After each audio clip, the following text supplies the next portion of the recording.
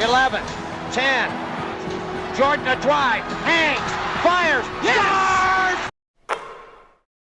What up, fellas? I appreciate you guys checking out Nothing But Net. This is Jay.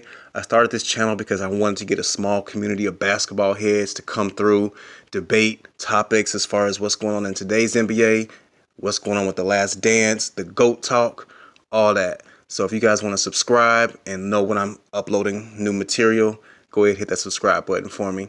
And let's get this cracking, because today we're doing a GOAT talk. And I'm going to give you my top 10 reasons why I believe MJ is that.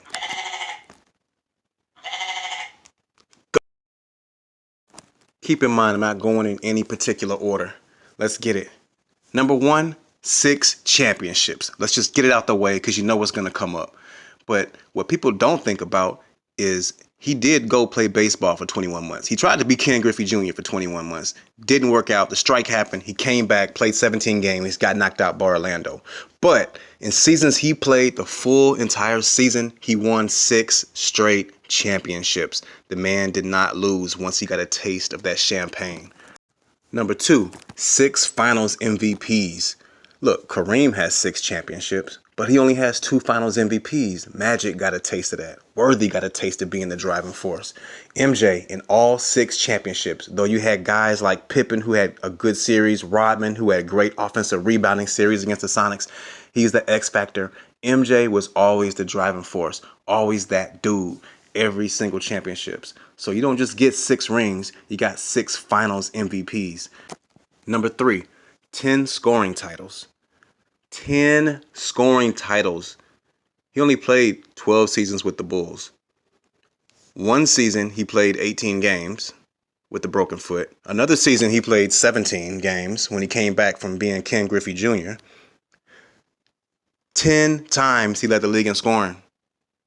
That is dominance. He's a guard. You're not supposed to do that. You're not supposed to do that and win the championship. 10 scoring titles, and if you don't count the time he left to play baseball, he won 10 straight scoring titles in full seasons played. That, ladies and gentlemen, is an NBA record. Number 4, 9-time defensive first team. Also an NBA record. He's tied with other players with. 9-time defensive first team. I got that in there because you can't be the greatest if you only play offense. You got to play defense. And he was a 9-time defensive first team. NBA record. Number 5, defensive player of the year. Once again, he didn't just play offense. He was known as a scorer, as one of the greatest scorers ever. But he played defense. So he also got defensive player of the year in 1988. Number 6, all-time leader in the points per game for the regular season and the playoffs. When I get into debates with Wilt Chamberlain fans or people who just want to throw Wilt because he's convenient for the narrative, they talk about, oh, he's got this record and that record. Well, you know what? What record is greater than all-time leader in points per game for the regular season and the playoffs? I mean, the name of the game is scoring. You can't win the game unless you put the ball in the hoop, and who did it better than Michael Jeffrey Jordan? All-time leader, points per game, regular season, and playoffs.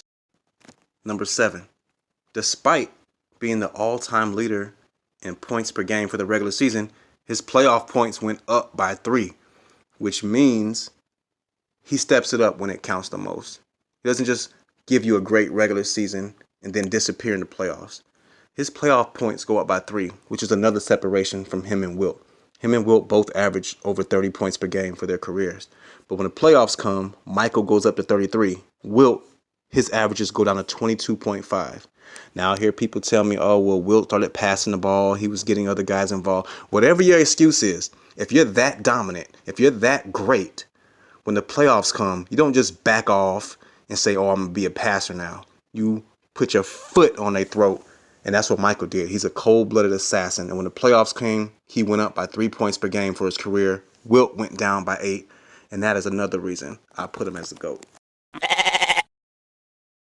Number 8, second all-time in the NBA Finals for points per game, behind one Rick Barry.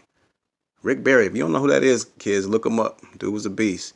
But Michael's second all-time in points per game for the NBA Finals. This is all-time. This is going back to the beginning of the NBA. Michael been putting up points when it matters the most. He doesn't disappear. He doesn't stop taking shots. He doesn't pass away the game winner. LeBron fan, excuse me. MJ took it to you in the finals, and he has the NBA Finals record, 41 points per game against the Suns in '93.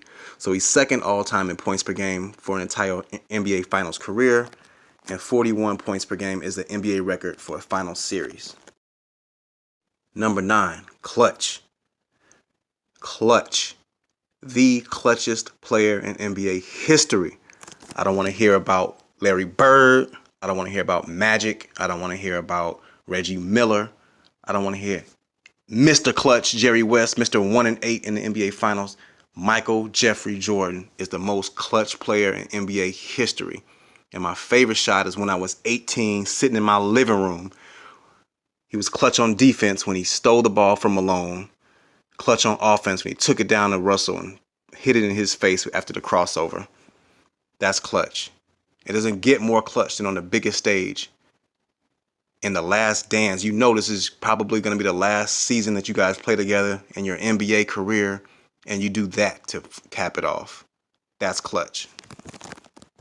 And finally, number 10, we know Wilt is the most dominant individual statistic-wise. We know Russell's the greatest winner, but MJ is the greatest combination of both. This is why when you debate MJ as the GOAT, no one puts one player head-to-head against him. They got to jump to Wilt when they need stats, or LeBron when they need stat stuffers. They jump to Russell when they need championships. They don't have one guy who can match him on both fronts. That's the individual dominance and the team dominance that comes with being a basketball player. Michael has both, greater than anybody else. Kareem probably being the closest. But like I said before, when you both have 6 championships, Kareem only has 2 finals MVPs. And that's one big thing that separates, is that Michael was always the driving force, while Kareem was carried by Magic a couple of those times. So that's the difference. That's why that's number 10. He's the greatest combination of dominance on individual statistics and team dominance. I appreciate you guys for checking out the channel, Nothing But Net. Once again, my name is Jay. Leave me a comment. Let me know what you think about my list, about my GOAT. Tell me who your GOAT is, why. Talk your shit. Let's get it cracking in here. Let's get some basketball heads in here. Invite some friends to subscribe so we can get in here. If anybody wants to debate, let me know. We can go live. We can kick it. So my next video is going to be the top 10 excuses fanboys make for LeBron. Hey, you know it. I mean, it's like a list of 50, but I had to knock it down to 10 for you guys. 1.